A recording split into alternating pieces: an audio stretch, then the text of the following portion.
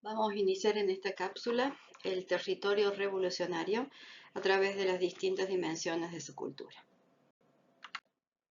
El tiempo en el cual transcurre este territorio revolucionario por convención va desde la Revolución Francesa europea hasta el inicio de la Primera Guerra Mundial también europea. Convencionalmente llamado siglo XIX, un periodo histórico que tiene por nombre un número, el de su siglo, transcurre en más de los 100 años del siglo y más o menos abarca unos 150 años.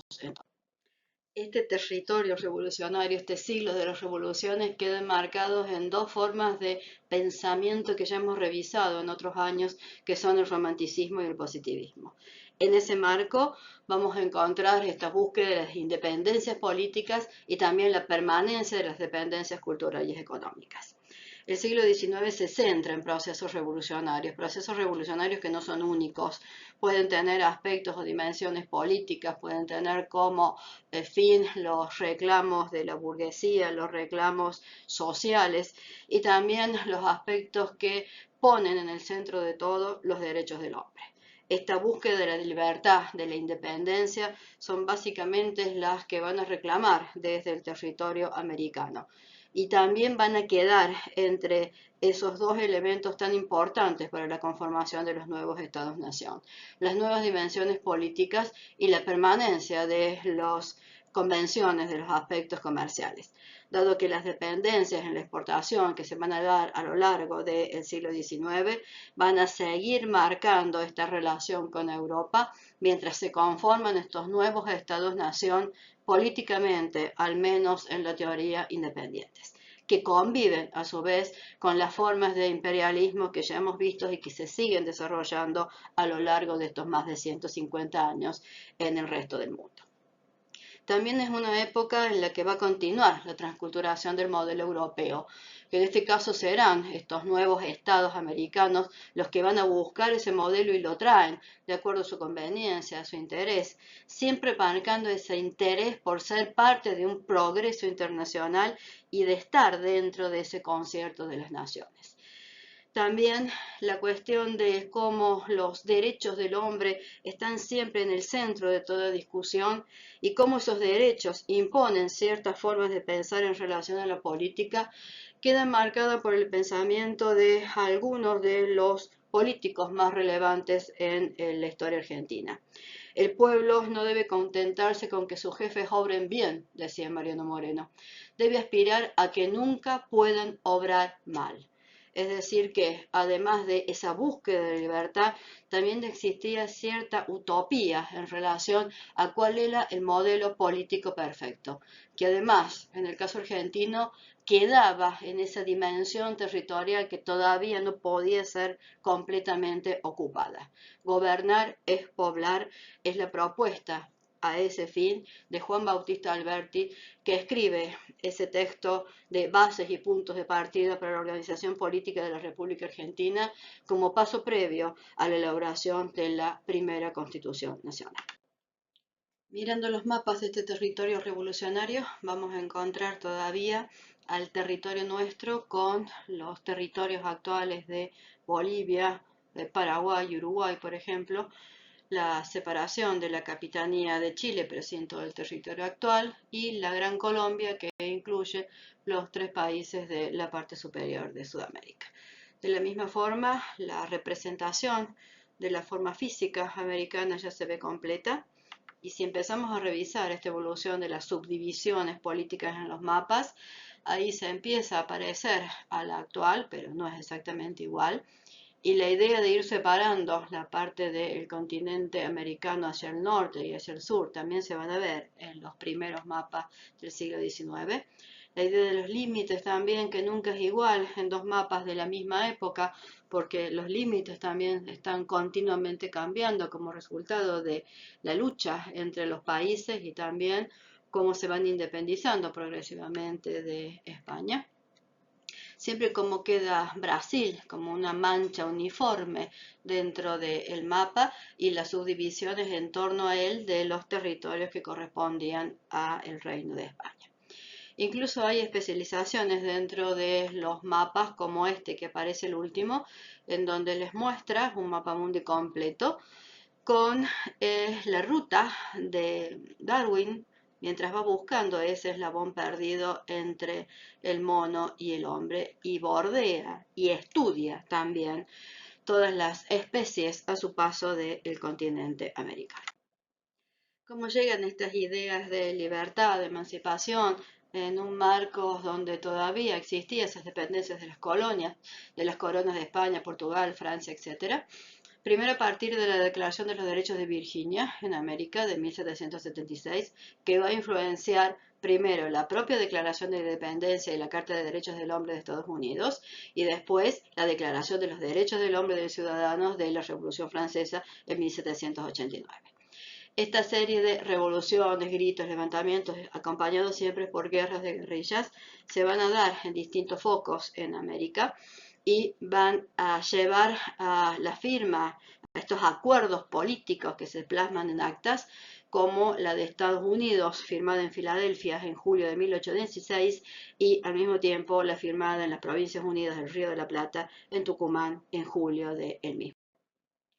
Estas revoluciones, gritos, levantamientos, acompañados por guerras de guerrillas, van a dar como resultado las independencias políticas de los países que conforman el continente americano, iniciando primero con Estados Unidos de la corona inglesa y después de la corona española, Haití, Venezuela, Colombia y Ecuador, que van a conformar la Gran Colombia, Argentina, Chile, Uruguay, Perú, México, Brasil, Centroamérica, Bolivia, Paraguay, Santo Domingo y finalmente Cuba, ya hacia el filo del siglo XX, en 1898. Para poder mantener este proceso de emancipación van a ser necesarios el apoyo militar con la conformación de los primeros ejércitos nacionales. Las campañas libertadoras se desarrollan entre 1814 y 1825 y las que más conocemos son las de José de San Martín, al mando de 4.000 regulares y 1.200 milicianos que cruzan la cordillera de los Andes, liberando de ese modo a Argentina, Chile y Perú, manteniendo las fronteras dentro de estos procesos de emancipación, y se encuentra en el norte con Simón Bolívar, el militar que viene haciendo lo mismo desde el norte hacia el sur, acompañado por Antonio de Sucre.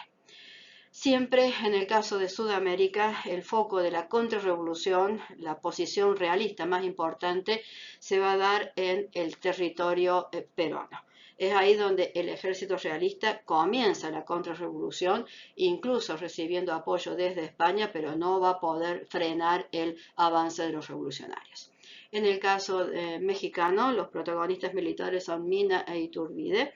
desde el norte hacia la zona de la Ciudad de México, y aún así, teniendo de nuevo un foco contrarrevolucionario, va a lograr mantener la revolución que ha comenzado sobre todo en la parte central de ese territorio. De esta forma, todo el territorio completo prácticamente se libera de el control político europeo, no así de los demás controles como vamos a seguir revisando. La conformación de lo que denominamos Estado-Nación a lo largo del siglo XIX y en todo el territorio americano es el resultado de entender una nueva organización política, en donde el territorio está en directa vinculación con la población, que se da una nueva forma de gobierno, en su mayor parte, en este caso, republicana, y que fluctúa entre un solo gobierno que maneja todo el territorio y la forma federal de representación del territorio dentro de ese gobierno. Esta relación entre el territorio y la población, que se da a sí mismo una forma de gobierno, es la que genera este sentimiento de identidad, que es también lo que buscamos respecto al territorio. En particular, en Latinoamérica va a haber un proyecto bolivariano de tener a todo el territorio como solo una gran nación, que no va a resultar. Va a haber problemas también en la reorganización geopolítica de todos estos territorios que de repente logran esta libertad política, que va a estar fuertemente influenciada por las ideas republicanas y liberales europeas, que van a siempre a fluctuar entre estas opciones del centralismo y el federalismo para elegir sus formas de gobierno, pero que van a estar de acuerdo en la abolición de la esclavitud y en mantener esa idea de libertad respecto a Europa. Va a empezar también a influenciar fuertemente la diversidad étnica de cada uno de estos territorios que venimos revisando desde las culturas antiguas. Y los diferentes conflictos de límites, como vimos en los mapas, van a moldear los actuales límites internacionales y van a ir cambiando también a lo largo de ese siglo XIX. Estos procesos de construir un Estado-nación implica siempre la redacción de una Carta Magna, de una ley superior que es la que gobierna el resto del sistema. Ese sistema, en este caso, para nosotros, republicano y federal, divide las instituciones, separa los poderes en un poder ejecutivo, legislativo y judicial, y a su vez tiene distintos niveles territoriales, el nacional, el provincial o el municipal, que el provincial cambia de nombre de acuerdo a cada uno de estos estados nacionales. Esta organización va a generar nuevas sedes de arquitectura, que es lo que nosotros vamos a buscar después. Fundamentalmente, estas cartas magnas, estas constituciones, son las que organizan la visión política que cada uno de estos estados tiene con respecto a sí mismo y que está plasmado en nuestro caso por el preámbulo de la Constitución Nacional. Sobre todo la idea de que a este territorio lo puede habitar cualquier hombre del mundo que quiera venir al suelo argentino, y que por voluntad de esas provincias que las componen, es decir, el territorio, los que allí se han reunido, que son la población, se dan a sí mismo esta forma de gobierno que se va a denominar Nación Argentina. ¿Cómo se ve en particular en la Argentina ese territorio? Si seguimos la idea de Sarmiento en el título de su libro Facundo o Civilización y Barbarie, la barbarie está pintada en esta vuelta del Malón de Argen de la Valle de 1892, un territorio ocupado por el indio, un territorio que no es productivo, que hay que incorporar a la civilización. Mientras que en la parte de abajo tienen otro cuadro, la ocupación militar del Río Negro por la expedición al mando del general Julio Argentino Roca, pintado por Juan Manuel Blanes, donde muestra la contrapartida de eso, la civilización que además es progreso, que es positivismo puro. Al medio está el militar, el que va a ocupar y que va a recuperar ese territorio para incorporarlo fundamentalmente a la producción, a través del ferrocarril y a través de la inmigración. Y ese militar está acompañado por la representación de la sociedad, tanto la sociedad en sí, que la tengo acá, con una serie de mujeres y de hombres que van a ocupar ese territorio para hacerlo producir, como también de la iglesia. Pero la idea de progreso está en la ciencia y acá aparecen los científicos que acompañan a Roca para empezar a medir y estudiar ese territorio. Esa sociedad en su conjunto respecto al territorio es la idea que se tiene del territorio como ideal, pero también parte de una utopía de la ocupación total de ese territorio, fundamentalmente en la última parte del siglo XIX, en lo que nosotros conocemos como la generación del 80. ¿Cómo es la sociedad en el territorio revolucionario, en particular en la Argentina? Nosotros no teníamos aristocracia, como en el caso del Virreinato del Perú o el Virreinato de la Nueva España, en donde esa instancia va a marcar el desarrollo de sus propias sociedades. Sí teníamos una burguesía criolla terrateniente en ascenso, que se va a transformar en una aristocracia terrateniente. Esta burguesía criolla terrateniente era una sociedad urbanizada, que tenía sus propiedades en la ciudad y sus propiedades rurales, que tenía nuevos modelos de comportamientos y valores siempre en referencia a lo europeo en cuanto a actividades de ocio, de deporte, eventos sociales, educación, moda. Tengan en cuenta también otros dos puntos en relación a la sociedad de la época: el crecimiento en la ocupación efectiva del territorio argentino y la demografía que necesito para ocupar ese territorio. Viene de la mano con la inmigración, esta inmigración que desde 1870, llamada por la Constitución además, que pretendía una inmigración que fuera europea, alemana, irlandesa, del Reino Unido, pero sobre todo de Italia, va a ser avalada a su vez por la Ley de Inmigración y Colonización de 1876, llamada Ley Avellaneda. Esta Ley Avellaneda va a traer a este territorio a los emigrantes. ¿Y qué es un emigrante? Un inmigrante para nosotros. Es quien deja la patria, Europa en este caso, para establecerse con intención de trabajar en un país extranjero, Argentina, definitivamente o por un tiempo, viajando con el medio de transporte más económico. Tanto el medio de transporte como las primeras necesidades eran cubiertas por el Estado argentino, que va a crear las colonias rurales que van a utilizar para ir ocupando estos nuevos territorios ganados hacia el sur del territorio argentino. Aunque va a existir una concentración urbana de algunas de estas corrientes de inmigración, sobre todo va a ser utilizada como mano de obra en el campo y también va a traer a algunos profesionales, especialistas que la Argentina no tenía, por ejemplo, arquitectos. Tengan en cuenta que esta inmigración va a ir conformando el proletariado de nuestra sociedad y también el campesinado en su mayor parte. Estos más de 6 millones de inmigrantes que van a entrar en tierra argentina se ven reflejadas en el censo de 1914. Este mapita les muestra esa distribución, como hacia el sur más de 60% eran inmigrantes, mientras que en el territorio que ya estaba ocupado, que ya tenía la rugosidad, esa incidencia es menor, aunque no es menor en realidad la influencia que va a tener en la conformación de la sociedad.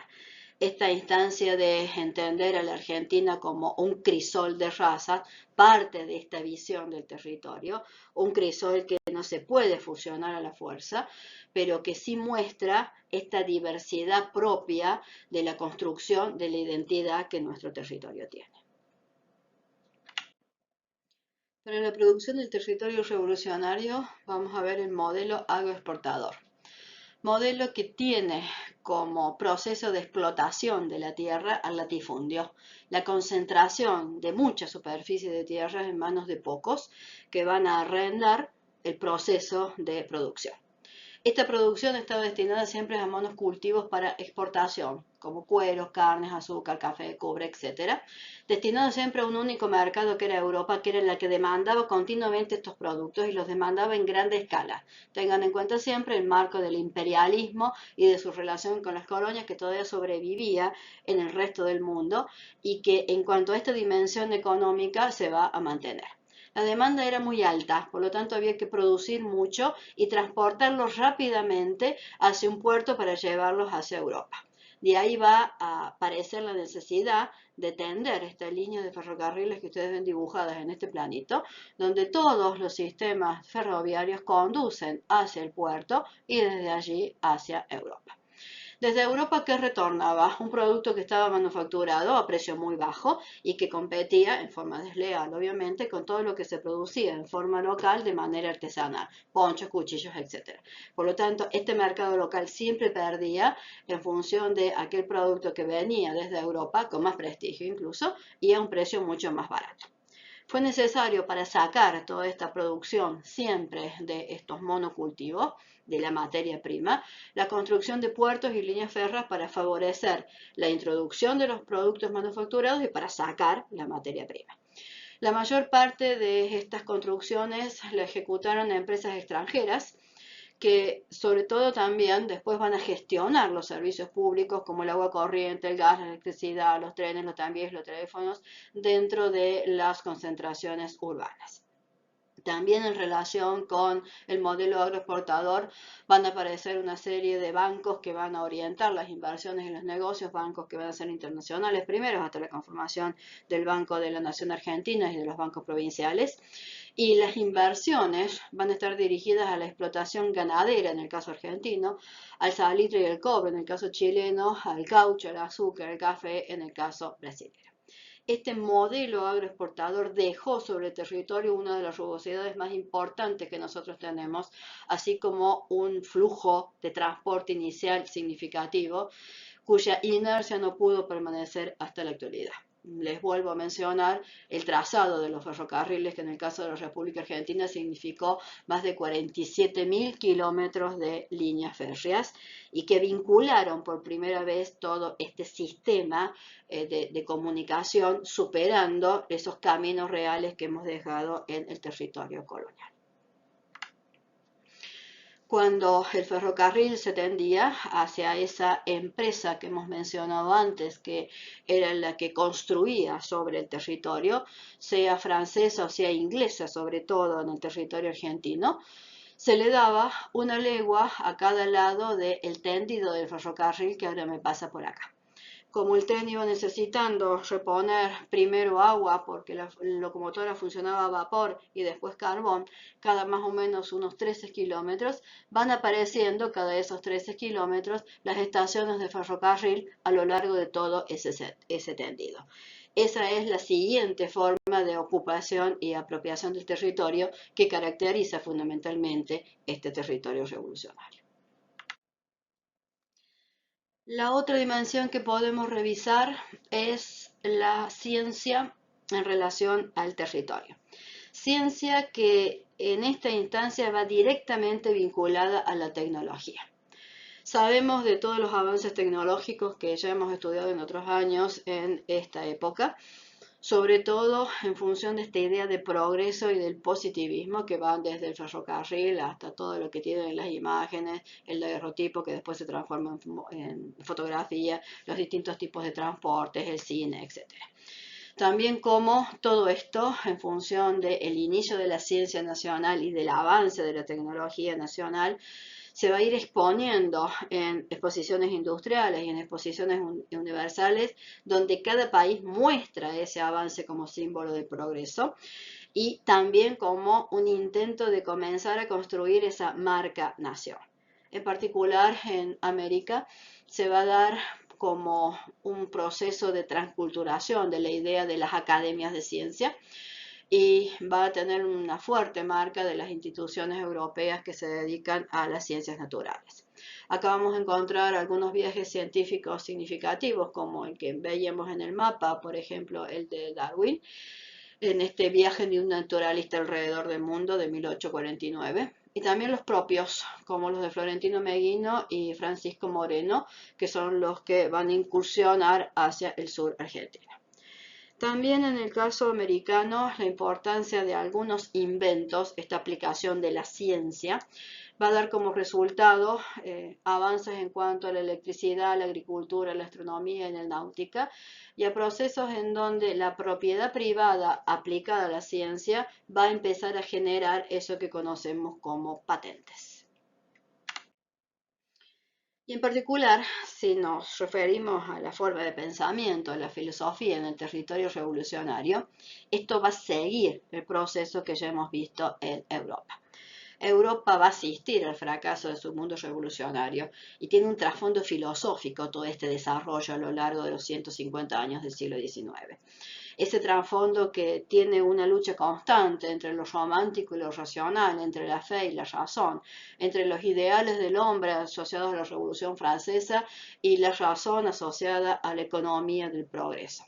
Estos valores morales que van detrás de la fe van a estar directamente relacionadas con la posición romántica, mientras que la idea de lo racional va a tener relación con la ciencia. Tanto lo moral como la ciencia se va a aplicar después a la arquitectura. En el caso de esta cuestión de lo romántico y de la fe, a una evasión de la realidad fuera del tiempo y del lugar que va a asociar los valores que cree perdidos, los valores morales que la sociedad del siglo XIX cree perdida, la europea, a la arquitectura histórica, tratando de volver a ese tiempo presente esos valores. Así van a nacer posturas arquitectónicas, lenguajes arquitectónicos como el historicismo, después el eclecticismo y el pintoresquismo, que son formas de diseñar teniendo en cuenta esas relaciones con el pasado.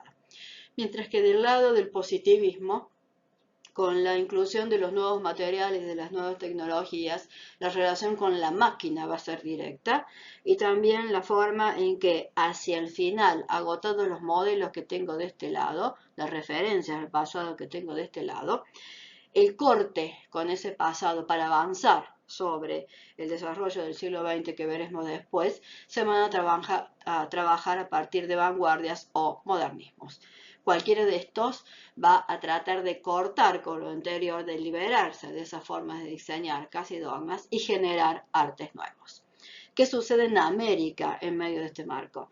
pues aunque ha roto con la dependencia del pensamiento europeo y está en el marco de este proyecto emancipador, siempre sigue un modelo europeo. Por lo tanto, no va a tener ningún problema en asociar valores a la arquitectura histórica europea en las construcciones locales, sin tener ninguna relación con esos valores originales. Es decir, nosotros hacemos un revival de un revival. Y en cuanto a la parte de lo racional, sí va a tener una fe indefinida en el progreso tal como lo tenía el positivismo europeo. Sobre todo porque ese positivismo va a significar la civilización frente a la barbarie. Para el arte en el territorio revolucionario vamos a ver de nuevo la presencia de la influencia del europeo en esta expresión cultural. Tienen dos retratos en pantalla a la izquierda. El retrato de Manuelitas de Rosas fue pintado por Priliano Pueyrredón, un argentino que por supuesto estudió en París. Y además del retrato en sí se ve la dimensión de la política de Rosas en la utilización de ese color rojo fuerte. Mientras que en Carta de Amor el tema es mucho más romántico y está en esa dama que está de espalda, lo cual es raro en un retrato, que esconde la carta y que mira hacia la puerta que se abre. En el caso de un episodio de la fiebre amarilla de Buenos Aires, un cuadro de Juan Manuel Blanes, hemos visto otras obras de Blanes antes, es un hecho histórico. Hay dos doctores, uno de ellos Argerich, que ingresa al cuarto donde han muerto una familia, el padre y la madre, que solo sobrevive el hijo como resultado de esa fiebre amarilla. Es la ciencia frente a algo que en ese momento no puede solucionar. Si vamos a territorios que tienen un espesor histórico, una rugosidad más importante, ahí sí, esta cuestión del volver al pasado encuentra una temática. Y en esta obra de Obregón, El descubrimiento del pulque, una vuelta, un regreso hacia el pasado indígena, que además está idealizado, es propio de parte de la expresión pictórica mexicana. Y cuando hay que construir la idea del Estado-Nación, esto va a rondar en torno al mito del héroe, muchos militares y escenas de batallas, escenas bélicas se van a retratar en conmemoración de esta construcción de la idea de nación, incluso de la idea de la patria. El altar de la patria es otra obra de Blanes, el uruguayo, que muestra cómo se entiende la patria en ese momento. Y siguiendo la idea del realismo, esta otra obra, Sin pan y sin trabajo, de Ernesto de la Cárcova, va a indicar esta intención de empezar a reclamar lo que necesitan los trabajadores, la marginalidad también del trabajo en esta etapa, muchos de ellos inmigrantes, en el escenario de la producción que vamos a estudiar en obras posteriores. Retomando los procesos históricos del territorio, vamos a ir viendo otra vez de arriba para abajo cómo hay elementos y hechos que van siendo comunes en cada uno de ellos. En el caso de México, de Centroamérica, Puerto Rico, Haití, Santo Domingo y Cuba, que aparecen en esta primera y en los que van a aparecer en las dos subsiguientes, lo que tienen en común son procesos en cuanto a esta idea de emancipación y de alcanzar la libertad mediante revoluciones, que se inician con alguna intención de sublevación, el grito de Dolores, la revolución de esclavos, un intento de independencia, inicio de sublevaciones, son la primera parte. La siguiente es alcanzar la revolución propiamente dicha mediante la declaración de independencia y finalmente la elaboración de la Constitución. De esta manera, en el caso de México, se inicia con el grito de Dolores. Los principales actores de la época son tanto Hidalgo como Morelos, y después de una serie de sucesos en donde sobre todo tienen la intención de mantener la idea de monarquía, pero finalmente alcanzan la república, la Constitución es firmada en 1824.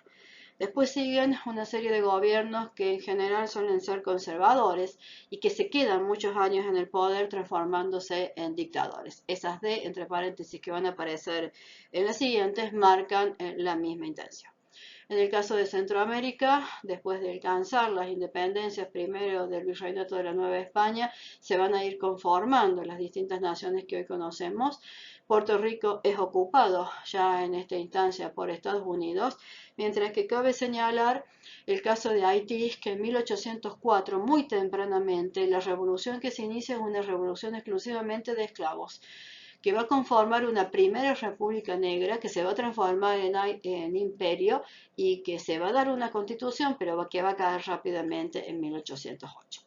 En el caso de Santo Domingo, el proceso de independencia y de constitución es similar, va a oscilar entre volver a España o ser independiente, y Cuba va a tener una independencia muy tardía y va a lograr su constitución recién en 1901.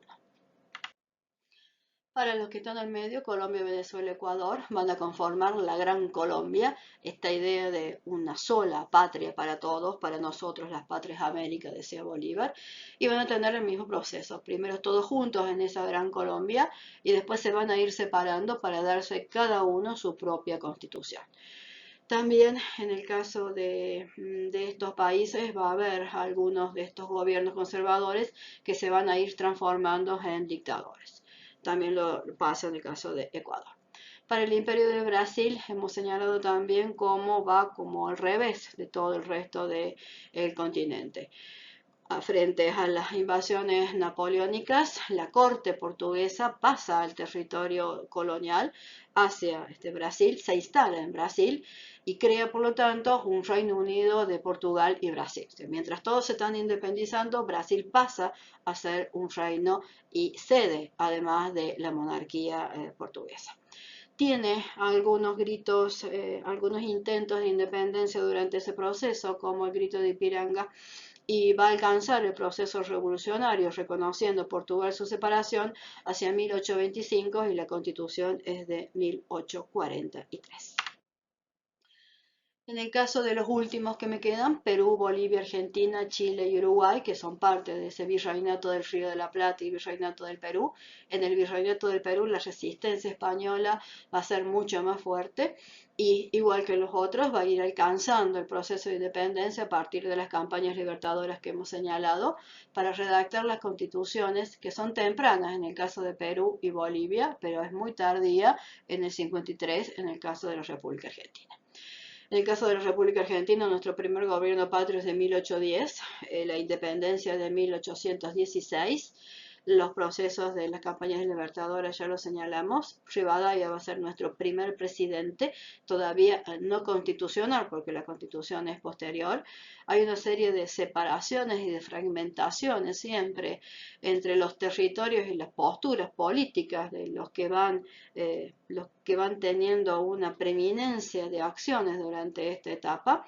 Muchos de los nombres y de los próceres que nosotros conocemos son los que actúan en esta etapa. Y en el caso de Chile es similar, alcanzando la Constitución en 1822. Uruguay durante una etapa ha pertenecido incluso a ese reino del Brasil que mencionábamos antes, y es Artigas el que se va a sublevar y va a evitar seguir perteneciendo al virreinato del Río de la Plata y se va a ir separando hasta alcanzar primero la independencia en el 18 y la Constitución en el 30. Los territorios ahí entre Uruguay, Paraguay y Argentina van a ir moviendo los límites hasta alcanzar las fronteras actuales. Cerremos con los procesos históricos que son comunes en este territorio de las revoluciones latinoamericanas. En principio, el agotamiento de la política colonial, esta cuestión del absolutismo que es propio de lo colonial frente a la libertad que perseguían en este caso aborígenes negros y criollos, en particular en Latinoamérica. La ocupación napoleónica del territorio europeo, que posibilita el inicio de los procesos revolucionarios y también sociales, frente al debilitamiento del poder político de las coronas españolas y portuguesas. Una serie de sublevaciones, de revoluciones criollas sobre todo, que persiguen estas independencias políticas y la elaboración final de la Constitución Nacional, aún entre guerras y dictaduras, constituciones que ponen el acento en la separación de los poderes, en la construcción del poder de las provincias, de las regiones, dentro de cada territorio nacional, en la propiedad privada, en la abolición de la esclavitud, en la libertad de culto y en el fomento de la inmigración, sobre todo europea. Las campañas libertadoras a partir de la construcción de los ejércitos nacionales al mando de San Martín, Hidalgo, Morelos, Miranda, Bolívar, Sucre, O'Higgins, entre otros. Las presiones externas por parte de España, Estados Unidos, Inglaterra, Francia, que ven como un peligro el avance de estos procesos de revolución porque pierden espacios de comercio. divisiones internas de los protagonistas de los procesos revolucionarios que finalmente van a terminar en estos gobiernos liberales que son los que le dan la imagen a la idea del Estado-nación. En estas divisiones internas que, aunque tienen en claro la idea de libertad a la que pueden llegar, los procesos son los que se ponen en discusión, y sí acuerdan en que las leyes, en particular la Constitución, son la base de la construcción de ese Estado-nación. Por eso Moreno dice que el ciudadano obedezca respetuosamente a los magistrados, que el magistrado obedezca ciegamente las leyes y el respeto es la base de eso. Y de la misma forma, Frank Mamerto Esquiu, en función de que se obedezca a la nueva Constitución Nacional, escribe ese sermón de la Constitución en donde afirma: obedeced, señores, sin sumisión no hay ley, sin ley no hay patria, no hay verdadera libertad. Existen solo pasiones, desorden, anarquía, disolución, guerra. Una nueva planificación territorial, a veces desde cero, acompañada de los servicios estatales que también son nuevos, como la administración, la seguridad, la educación, la salud, el ocio, la cultura. La continuidad de la dependencia económica y cultural, que va a tomar siempre como modelo los procesos europeos, continuando esta idea de la transculturación. La libertad de cultos, como parte también de lo que propone la Constitución, con cierta permanencia del prestigio de la Iglesia Católica, sobre todo un poder más moral que el ejercicio del poder en sí. La abolición de la esclavitud, también como parte de la Constitución y en relación a esa búsqueda de la libertad y esa igualdad para todos. La política de producción agroexportadora, que saca la materia prima del territorio y se la lleva a Europa y la devuelve en productos manufacturados, donde la mano de obra de la inmigración también va a ser un factor decisivo, y finalmente la serie de dictaduras conservadoras que se van a quedar en el poder en la última etapa de este territorio revolucionario. En lo que sí van a coincidir todos los protagonistas de esta etapa, mientras se construye esta cuestión del Estado-Nación, es en la importancia de la educación. Por eso Sarmiento afirma: todos los problemas son problemas de educación. Y cuando Mariano Moreno traduce esa obra fundamental para la Revolución Francesa, que fue el Contrato Social, escrita en 1762, él la traduce en 1810, y en el prefacio, en el texto que encabeza esa traducción, afirma: si los pueblos no se ilustran, si no se les enseña, si no se educa, si no se vulgarizan sus derechos, si no se les dice directamente sus derechos, si cada hombre no conoce lo que vale, lo que puede y lo que se le debe, nuevas ilusiones sucederán a las antiguas, y después de vacilar algún tiempo entre mil incertidumbres, será tal vez nuestra suerte mudar de tiranos sin destruir la tiranía.